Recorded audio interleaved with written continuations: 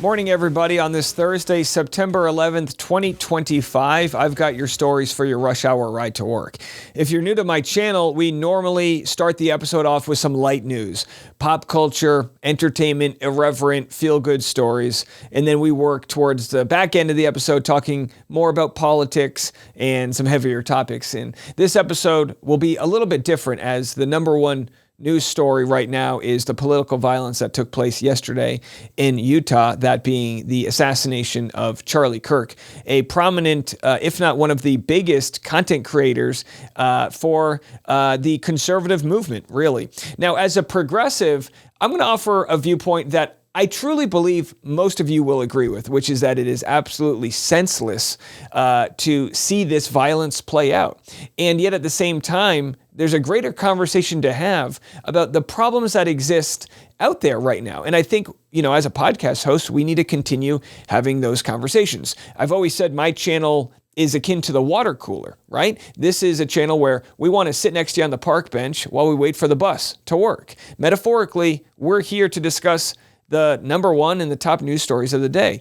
It would be foolish of me to share any of the different stories I had prepared. Starbucks prices are going up in 2026. They just found possible life of, alien life on Mars. We'll get to that story this afternoon, but right now we have to address the absolute gigantic elephant in the room, which is the political violence that's going on out there. Now, in this episode, I'm going to share with you clips from the governor of Utah. He gave a very great speech about how we need to be better than this and overcome this and heal the divide. I absolutely agree with that. Then I'm going to share a speech from Donald Trump, which continues to target and divide based on political ideologies, as he blames us on the radical left. We don't know yet, and nobody is in custody as of the recording of this episode, although I think 2 people were put into custody and then released. They didn't fit the description of the shooter. But we need to elevate, and I've always been told this. Dave, talk to your audience, whether it's on stage doing stand-up comedy or something more serious in this matter. Talk to your audience at the highest level of intelligence you can. They will rise to that. And you guys have been witness, all 142,000 of you on YouTube, however many we have on the podcast apps, across social media. You guys absolutely have risen to have very tough conversations where critical thinking is needed, where we need to put away the side of our brain that operates just based on fear. The issue that I'm seeing with social media, following what's happening, is you're getting a lot of random people and their random comments getting elevated to the top of your newsfeed, which shares a lot of joy and celebration over what went down. Oh, Charlie Kirk believed that some folks had to die in order for the Second Amendment to be protected. Oh, isn't it ironic? He didn't have empathy for me. Why should I have it for him? You'll see these things play out. And my general belief is not to judge how others react to tragedy. That's where we have to be, not judge how other people react. But what I find interesting is, they've done some studies, like only something between 6 to 13% of people that use social media actually comment on it. The majority of people consume their content and go on their way. The type of folk that comment are very opinionated. And naturally, the opinions that are hot, divisive, violent even, those are the ones that people comment on and they get pushed to the top.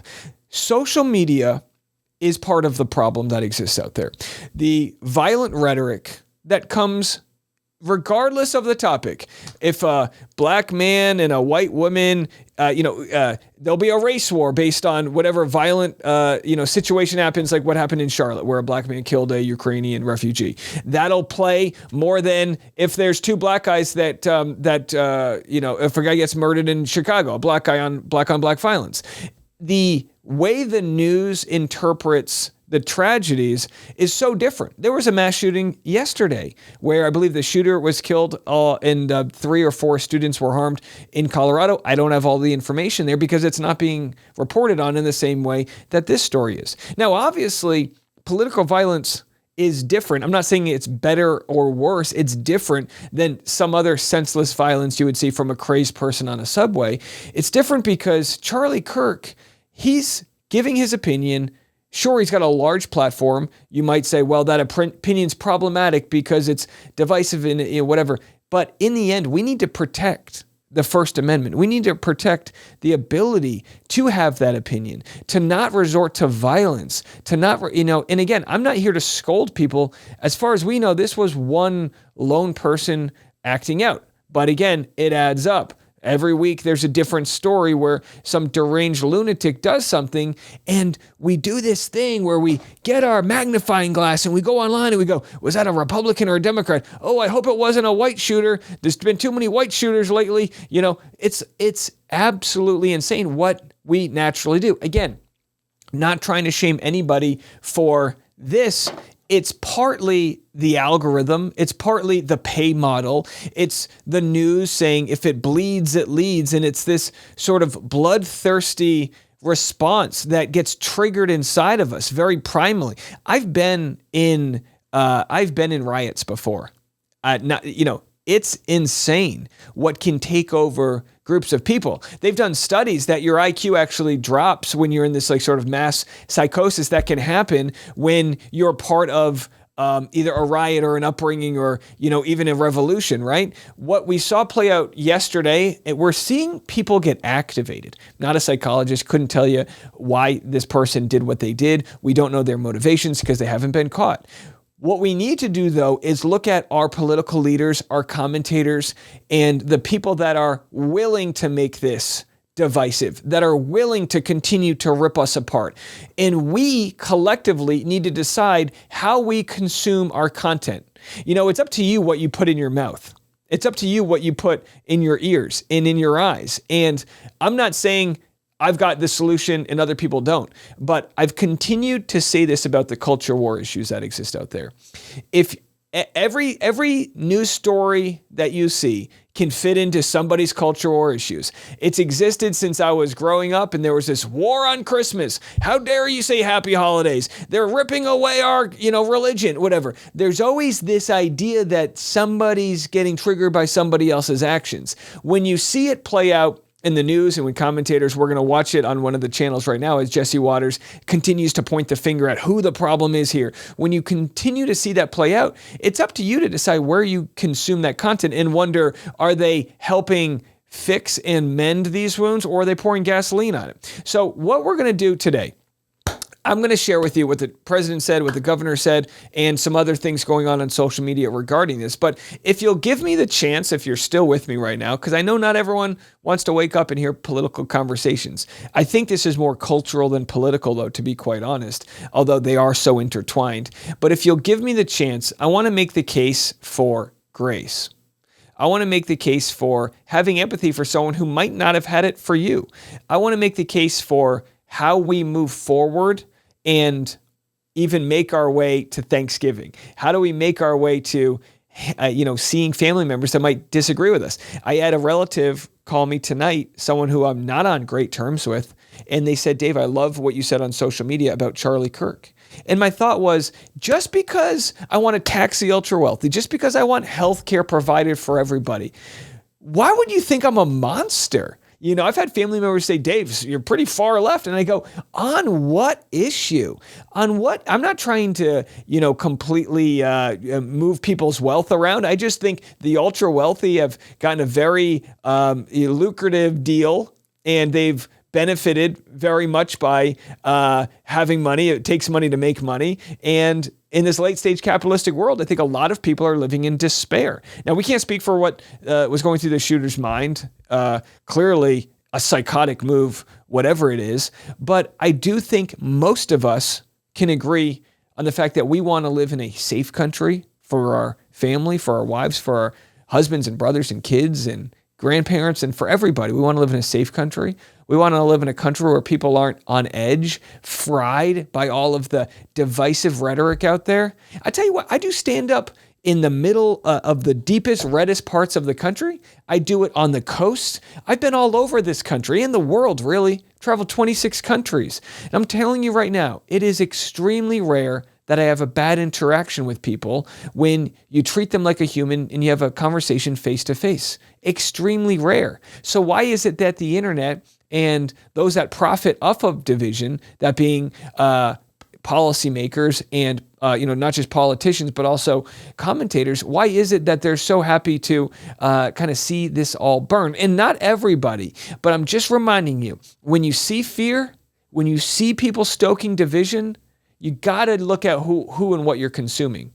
And you might argue that's what Charlie Kirk was doing. Well, he didn't deserve to die over it. Here's what we're going to do. I'm going to reset the deck.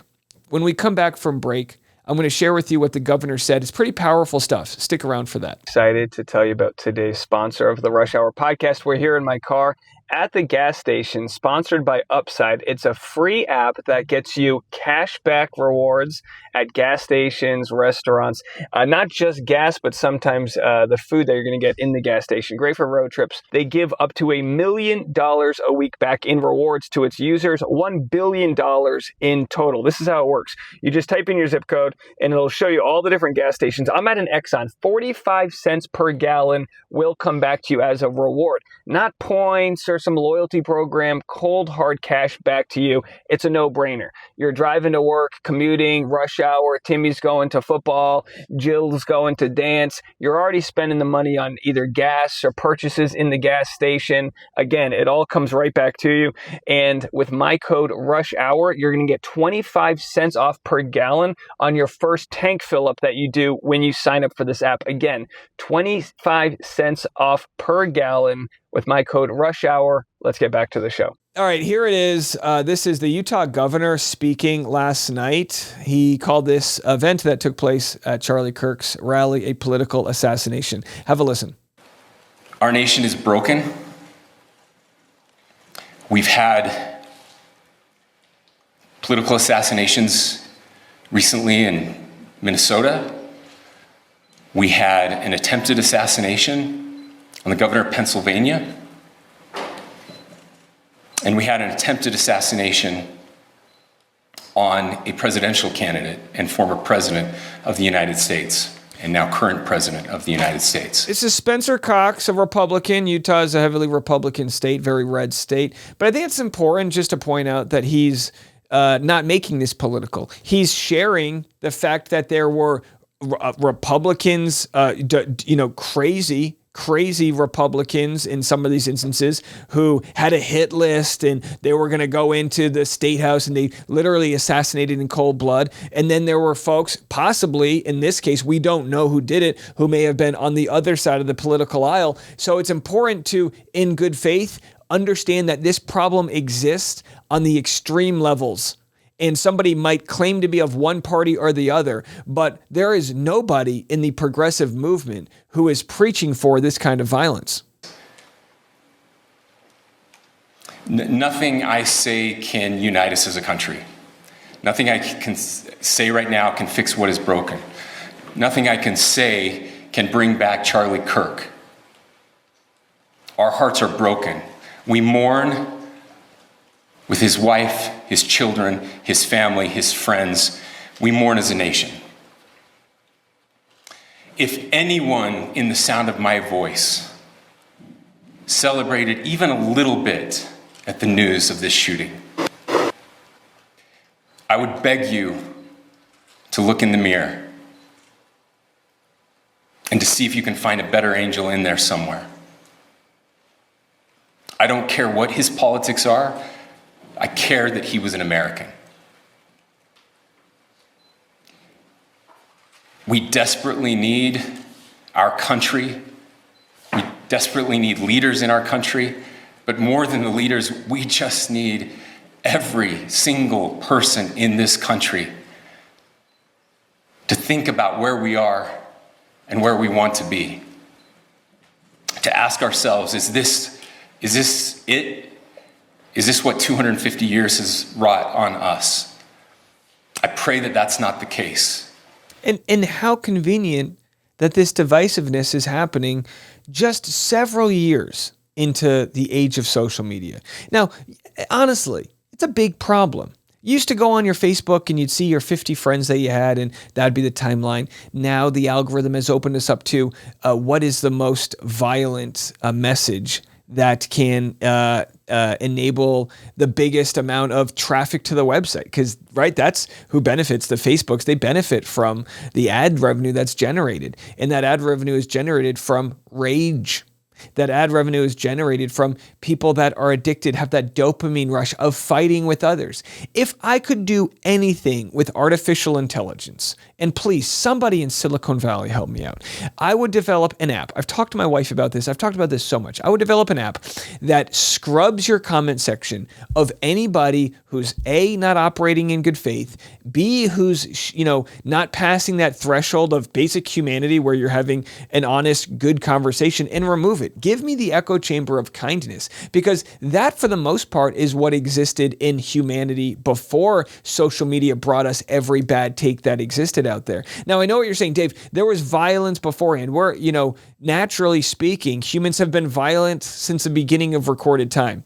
And some could argue that globally speaking, this is one of the safest times we've ever lived in. And that might be true on a percentage level across, the 8 billion people that exist, but it's being brought into our phones. It's being put right in front of our face. And this is the moment where we either learn from it or we stoke it, and it gets a hell of a lot worse. Those willing to stoke this violence we're seeing right now, that's going to lead to copycat pendulum swinging in the other direction. And to be quite honest, as a content creator, as someone who promotes where I've got a show Saturday night, you have to make sure security's covered, because one deranged person can come forward and it's lights out for you. So here's what Clayton Echard shared about Charlie Kirk, which I find very interesting. If you're new to my channel, Clayton Echard was The Bachelor several years ago. He was in a paternity crisis, really, where he was accused of being the father of someone's unborn twins. It was all made up, but no one would cover his story. And Charlie Kirk did. And he received a hell of a lot of shit for it. I did as well, as I covered this story, because it was at a time where he needed attention, exposure, and he didn't get it from anyone but Charlie Kirk. And agree or disagree with Charlie Kirk's policies, I've always said, you can't vilify the conversation. I don't know if it's the comedian in me who exist with a whole bunch of other comics that aren't afraid to say wild things on stage, but you need to be able to say speech to know what's good speech versus bad speech. You can't live in a world where you're afraid. Here's what Clayton had to say. This has not sat right with me all day. I met Charlie a year ago when he had me on his live podcast to discuss the paternity scandal I was facing. He provided me with a platform to seek justice when hardly anyone else mainstream would. What really stood out to me was how in between commercial breaks, he would immediately turn to me and ask me questions about myself. He genuinely was trying to get to know me and came across as just a normal guy that wanted to help however he could.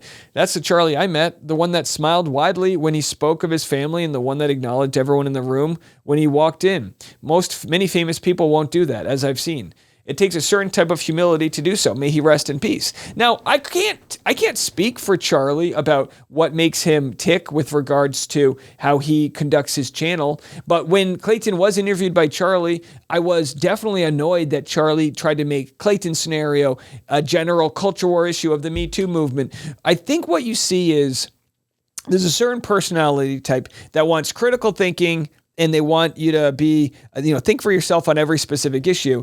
And then sometimes it can be easier to just lump everything into one problem versus another. And I saw that Charlie took the bait in that conversation, but regardless, that's why you have that conversation. So you can have it out loud and you can say, no, this issue is actually a little different, and here's why.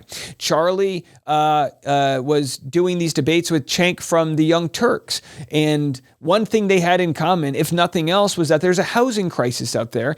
And I think it's really good that Charlie can speak to his could speak to his giant audience and talk about that crisis. See, the thing is, you're not going to agree on everything, but when you're alive and when you can actually have those conversations, you have the chance to change somebody's opinion. And now Charlie, as a martyr, that's just not going to happen. And that's one of the reasons why you just reach a dead end, and you're going to have a whole segment of people that see Charlie as a martyr, and they're going to think the other side is this crazy intolerant side. I mean, I see it all the time. Lefties are so intolerable, as if there's 90 million people cheering on his death. It's absolutely foolish to take. So when you talk about this political rhetoric and division, it is so dangerous. Of course, when strangers do it online, it's like whatever. But when someone like Elon Musk, who literally owns one of the largest platforms in the world, says the left is the party of murder, this is so incredibly dangerous.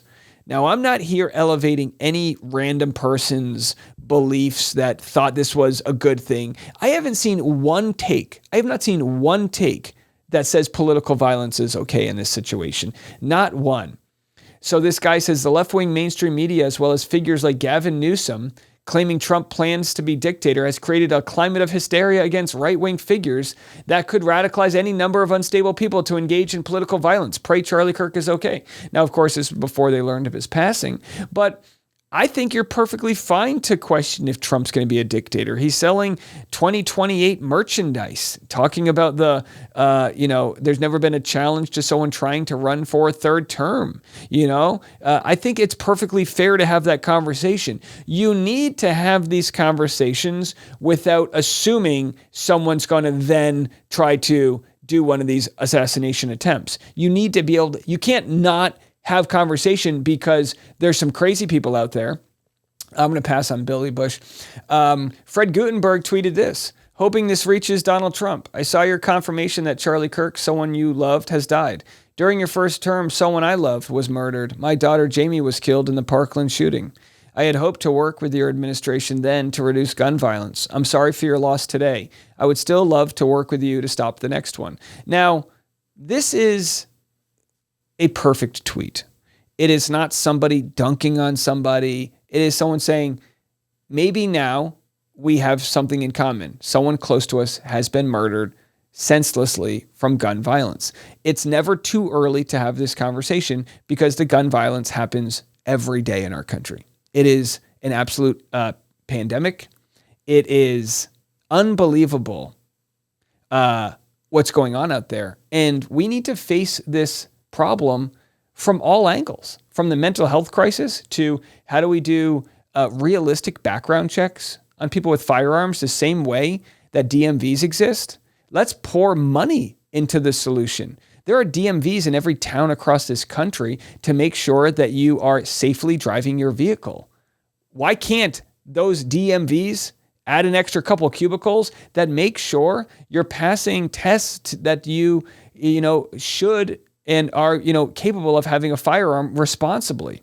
Now, that isn't going to prevent every person from getting a gun, but nothing prevents every person from driving without a license, but you need the policies to begin that process.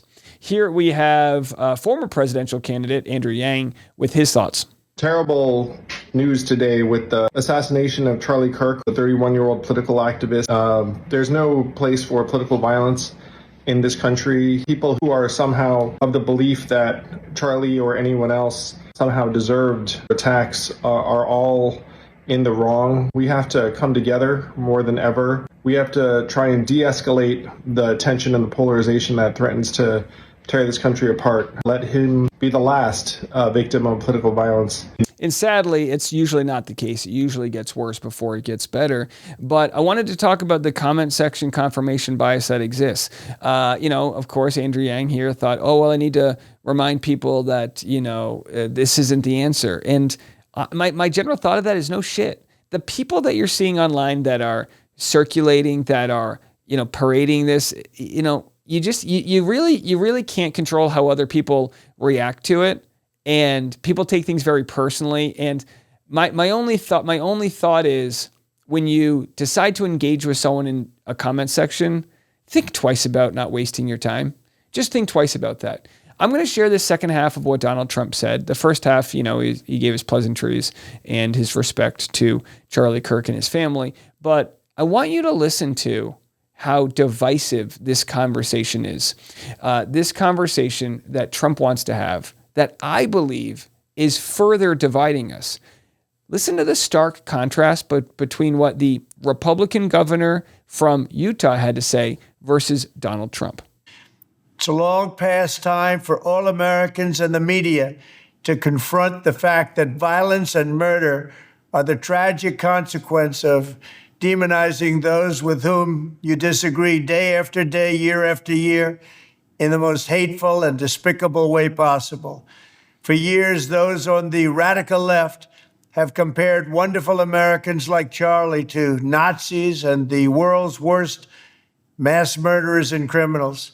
This kind of rhetoric is directly responsible for the terrorism that we're seeing in our country today, and it must stop right now. And this is where, the idea that rhetoric is responsible for terrorism is interesting because how far does it go? Are you going to say that rhetoric is now terrorism? So any opinions are terroristic opinions because they may encourage somebody? Anybody who shares their opinion is not responsible for someone who pulls the trigger. Now, again, I think if you're a reporter, you have a duty to be above just sharing your opinion. You have to be responsible for how you use your platform. But this is dangerous stuff. My administration will find each and every one of those who contributed to this atrocity and to other political violence, including the organizations that fund it and support it, as well as those who go after our judges, law enforcement officials, and everyone else who brings order to our country. Now, I have to ask the question, what organizations is he considering terroristic? The DNC? Honestly, these are real questions you have. Is he going to say that if the person who killed Charlie Kirk was a registered Democrat, we have no idea their political ideology, are we going to then say that therefore the DNC is harboring terrorists and therefore we need to interfere? I mean, this might sound a little bit fear-based, but forgive me for not having too much room to interpret what he's saying. From the attack on my life in Butler, Pennsylvania last year, which killed a husband and father, to the attacks on ICE agents, to the vicious murder of a healthcare executive in the streets of New York, to the shooting of House Majority Leader Steve Scalise and 3 others, radical left political violence has hurt too many innocent people and taken too many lives. Tonight, I ask all Americans to commit themselves to the American values for which Charlie Kirk lived and died, the values of free speech, citizenship, the rule of law, and the patriotic devotion and love of God.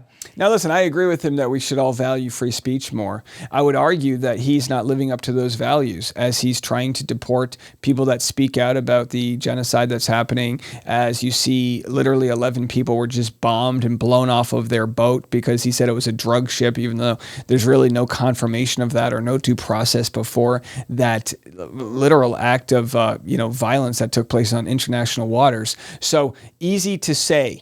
Very easy to say. I agree that we should really try to value free speech more and embrace it and embrace our differences. So much to talk about.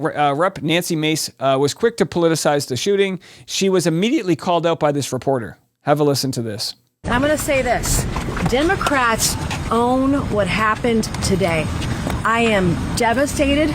By that logic, do Republicans own the shooting of the 2 Democratic lawmakers in Minnesota?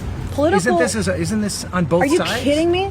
No, he's not. And we really need to shut down those that are using this moment to make it as if half the country is in the wrong. No, those that pull the trigger are in the wrong. Here's a very interesting conversation. There are a lot of people that really are feeling no emotion over this violence. And here I wanted to share what Therapy Jeff had to say about those who have decided that, they just don't feel anything.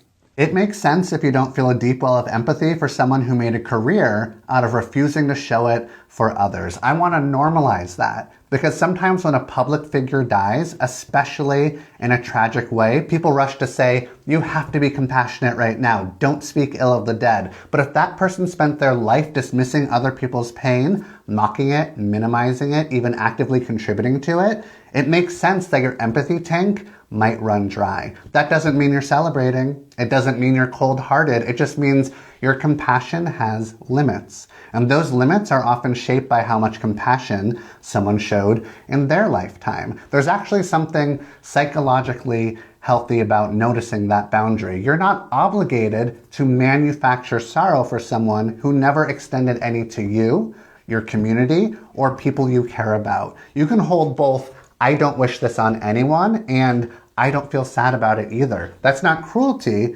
that's honesty. And it feels really weird and uncomfortable to hold both of those in your body at the same time. This isn't about telling you not to be compassionate. It's about giving you permission to notice whatever you honestly feel or don't feel and trust that it's valid. Wow. I mean, you know, interesting stuff.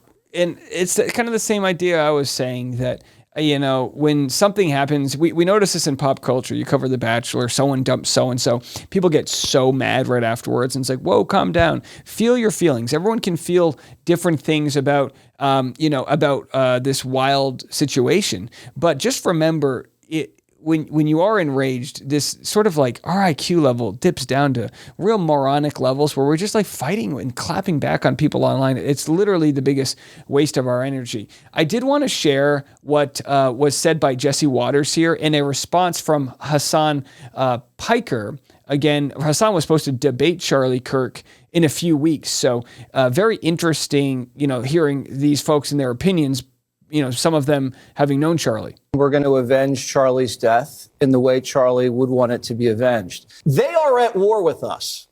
Whether we want to accept it or not, they are at war with us. And again, I've said this about Jesse Waters for a long time. It's extremely dangerous what he does on his channel. Who is the, you know, they that he speaks of? And who is he speaking? I mean, this is... And again, I accept he has the freedom of speech to share his opinion here, but Fox News, they do not have to air this rhetoric, which is going to inspire more of this hate. What are we going to do about it? How much political violence are we going to tolerate? And that's the question we're just going to have to ask ourselves. Now, Charlie would want us to put as much pressure on these people as possible. Dana nailed it. This is unacceptable and has to stop. And of course, nobody believes that this is acceptable. Again, here we have Hassan Piker. I'm going to share some of his thoughts regarding this rhetoric. Gets hit in the ear. Charlie gets shot dead. They came after Kavanaugh with a rifle. They went after Musk's cars. They went after Musk's cars. Brother, I can't believe, dude, what the these are not comparable things. And it's the same thing that I'm saying about being in a country with 300 million people. You know, you see one city block where maybe 30 or 40 people rioted or flipped over a couple cars, and you think the whole city of Los Angeles is torn to pieces. We need to activate the critical thinking side of our brains.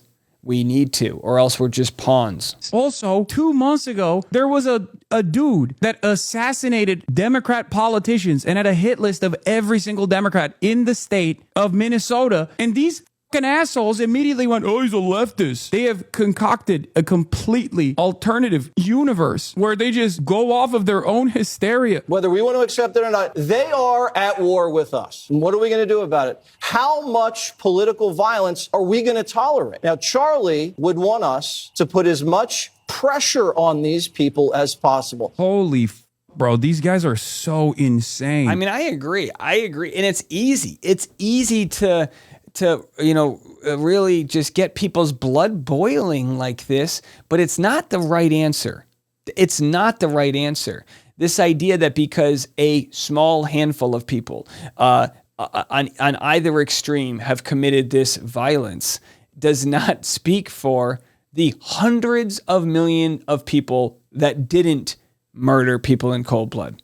More on Hassan Piker. This is why I keep responding over and over again to people that go, hey man, why don't you get security? Hey man, why don't you get a vest? There's nothing. None of those things will save you. And before people say, wear a bulletproof vest, again, he got shot in the neck. A bulletproof vest would not have saved Charlie Kirk, okay? Security did not save Charlie Kirk. The only thing that could have potentially saved Charlie Kirk from getting shot in the neck was if our administrations, prior to this one and this one as well, actually had reasonable gun control as a policy provision in the immediate aftermath of, 100 other school shootings that took place. This is why I keep responding over and over again to people that go, hey man, why don't you get security? Yeah, so He then commented, Charlie Kirk was a victim of the policies that those who mourn him have actively pushed for and continue to do so. The only solution is more reasonable gun control. As I've mentioned before, there's several solutions that can all work together. Our country is one of the richest, if not the richest country in the history of the world. We have the money, the infrastructure to set up ways to register your weapons, universally do background checks. Maybe every 2 years you go in for some psych evaluation. These types of things would not, we have to understand the price for the Second Amendment isn't that you blindly get a gun when you turn 18. The Second Amendment there, the right to bear arms, doesn't mean that you can't protect those from the people that shouldn't bear arms. Just like you wouldn't want grandma to drive a car if she went blind. You're not just protecting her, you're protecting other people. So this idea that you can't do universal background checks or come up with policies that really weed out maybe 50%. Imagine what's a person's life worth when it comes to some of these shootings? I don't speak up much about gun violence because I think I can have an effect more on a lot of the economic issues like universal health care and affordable housing and things like this. But I'm just here to say we have the funds if we set the priorities. Get the Center for Disease Control to look into these things, what leads up to that. I'm having a real investigation and an audit into all of these acts of violence that exist pretty much daily in our country. And we think it's normal, and the rest of the world does not. The rest of the world is saying, what the fuck is wrong with the United States? And it is burning. And that's where we are. Now, you might take a moment to comment and disagree with me on certain things, and that's fine. I'm going to practice what I preach, which is just to turn off the comment section. That's what I'm going to do. And again, I could say something that is super vitriolic that increases the comments and maybe it makes the video go more viral, but we don't need to live in that world. We need to live in a world where we have actual conversations, speaking out loud as humans were intended to do. Arguing online was not what God intended when he put us on this earth. Go out, walk your dog, smell the grass, smile at somebody, and let's try to bring this country back together. I'll be back this afternoon. We'll see you then. I got a show Saturday at Romeo Records and Cafe. It's a new record store in Nashville. Small audience, but I'll be there performing stand-up comedy. If you need to laugh, that's where you can find me Saturday night. Follow me on social media if you want to get some information for that, D Neals, or the rushhourwithdave.com. We'll see you this afternoon. I'm Dave, and this is The Rush.